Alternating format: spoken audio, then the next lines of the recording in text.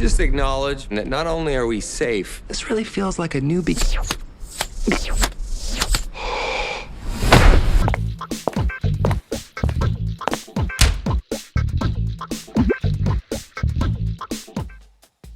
데드풀과 닉 퓨리 형님의 화끈한 구강 액션이 돌아왔습니다. 짠내 폭발 라이언 레이놀즈와 마더퍼커 형님, 케미가 정말 기대되거든요. 일단 영화 1편이 아예 92년작 보디가드를 패러디한 포스터를 만들기도 했었는데 보통 그냥 2 붙이거나 그 부제에 넣고 그러는데 원래가 더 히트맨스 보디가드였는데 히트맨스 와이프즈 보디가드 전편이 사실 순제작비 대비 5배 흥행을 했어요. 그러다 보니까 이렇게 알등급의 코믹 액션이 또 만들어지지 않았나. 자, 킬러의 보디가드 두 번째 이야기 영화 줄거리 함께 보겠습니다.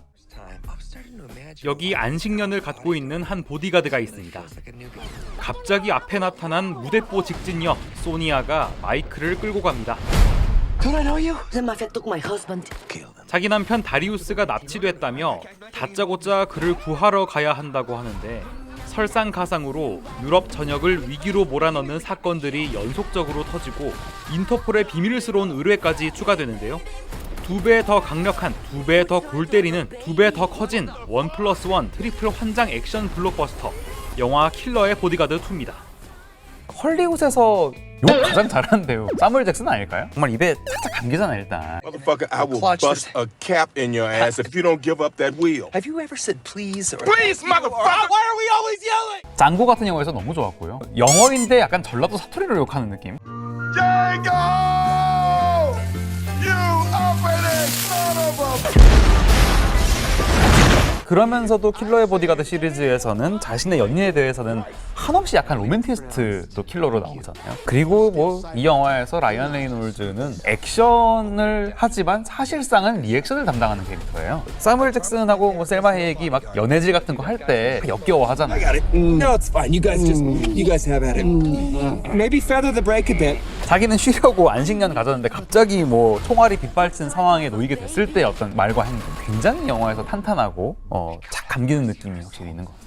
이제 배우가 영화 안에서의 캐릭터만이 아니라 바깥에서도 아주 그 캐릭터와 일체가 된 듯한 느낌을 주는 그런 어떤 좋은 예 중에 하나가 라이언 레이놀즈인 것 같은데 알려진 것처럼 그 에비에이션 진이라는 그 주류 회사의 대주주이기도 했었고 광고에도 출연했었어요. 그리고 또 민트 모바일이라고 우리로 치면 그 알뜰 통신사 거기 지분을 보유하고 있고 또 직접 광고에 나오기도 해요. 이제 데드풀에서도 보면은 자기 출연작인 그 그린 랜턴 디스라고 봤을 때 녹색으로 하지 말라. 굉장히 어떤 재치랑 감각을 타고난 배우인 것 같아요. 김은광에도 나왔거든요. 영화 데드풀의 주인공 레이놀즈입니다. I'm so sorry about that song.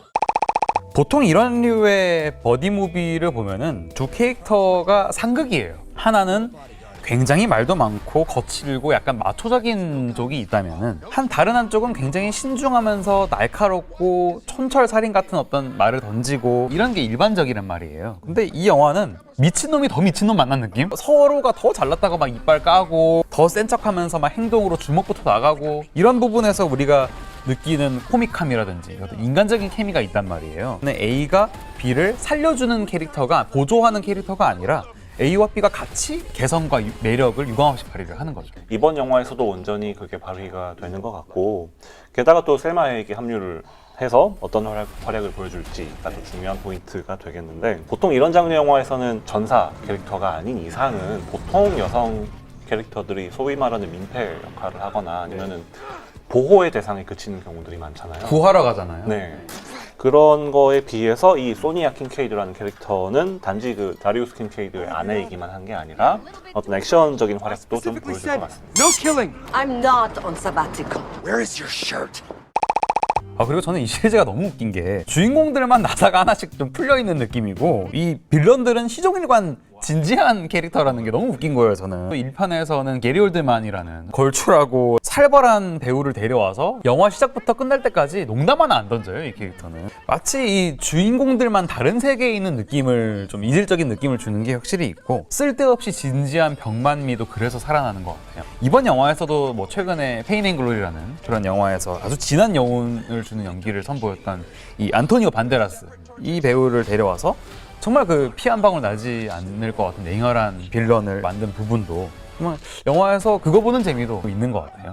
그러네요. 애초에 이런 영화가 정말 진지하고 심층적인 막 범죄의 단면을 파헤치거나 아주 입체적인 플롯을 만들고자 하는 의도가 없죠. 그러니까 소위 팝콘 무비, 팝콘 각인 거죠. 좋네요. 아, 깨알 홍보해 주시니까 제가 또 와, 영화를 어떻게 이렇게 쌈박하게 만들 수 있을까 이런 생각들 많은 분들이 하셨을 것 같은데 과감히 취할 건 취하고 버릴 건 버리는 각본의 힘이다 이렇게 생각을 합니다. 뭐 인터폴이라는 소재를 두고 제이슨 본 같은 영화 시리즈 보면은 그 얼마나 그 안에 갖은 암초와 어떤 과거사와 이런 내용도 복잡하잖아요. 보면은 이 복잡한 내용을 버리고 이 대상을 이 장소에서 다른 장소로 이동시키면서 보호해야 한다는 그 설정 하나만을 가지고 이 모든 내용을 이끌어가는 거예요. 영화를 1편에서는 다리우스를 헤이그 법정 재판에 출석시키는 어떤 그런 임무였고 2편에서는 납치된 다리우스를 구하러 가는 임무. 그래서 제목에 이미 그 보디가드가 들어있는 것도 선택과 집중을 하는 거죠. 배우의 재능을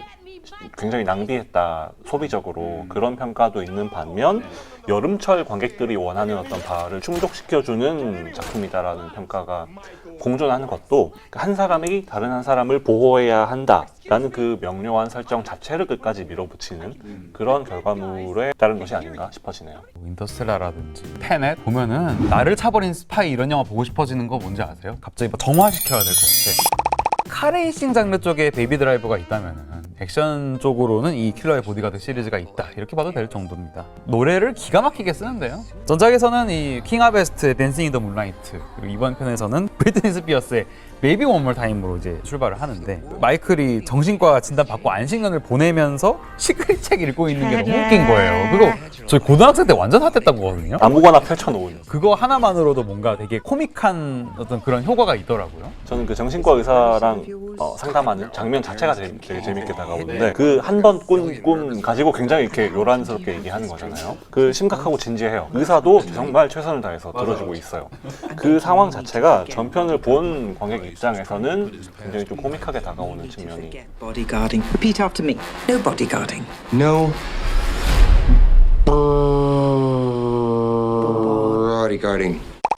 그리고 또 이 영화 보다 보면은 밀당이라고 해야 될까요? 액션 할 때 제대로 하는 느낌이다. 1편에서 제가 되게 좋아하는 장면 중에서 암스테르잠이죠. 마이클이 보호하다가 약간 현타가 와버린 거야. 그래서 그 될 대로 되라는 식으로 스트리트 바에서 이제 그 데킬라인가요? 마신 장면이 있단 말이에요. 근데 뒤에서는 막 터지고 총 쏘고 난리가 나는데 마이클은 그냥 신세 한탄하면서 그 바텐더한테 막 푸념 늘어놓으면서 술을 마시게 되잖아요. 그러니까 이게 단순히 그냥 웃긴 씬이기도 한데 관객들은 잠시 그 씬에서 액션을 쉬어가면서 숨을 고를 수 있는 여유를 주는 그런 굉장히 영리한 씬이었다고 생각이 들고요.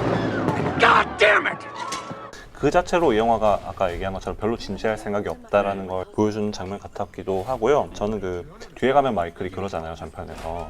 아, 나 이제 이런 사람 경호 안 하겠다, 아이돌 경호하겠다, 뭐 이런 보디가드의 책임을 다하긴 할 건데 이런 건 아니고. 이건 아니다. 영화 킬러의 보디가드 2 가지고 팝콘 가기기 해보겠습니다. 그저 배우들이 늙어가는 게 아쉬운 작품이다 이런 생각이 들어요. 다시 이런 또 케미가 헐리우드에서 나오려면 얼마나 기다려야 될까라는 생각도 들고요. 정말 그 둘의 투샷을 당분간은 몇 년 동안은 좀 박제해두고 싶은 느낌마저 들거든요. 늙어가지 마세요. 저는 그 연장선에서 3편 안 나오나. 아, 벌써 킬러의 아내, 보디가드의 아내 블레이크 라이블리가 나오는 거죠 이제. 거의 스피노프인데 거의. 저희 팝콘각 다음 이 시간에 또 찾아뵙겠습니다. 고맙습니다. And here we go. Where is your shirt? Hi.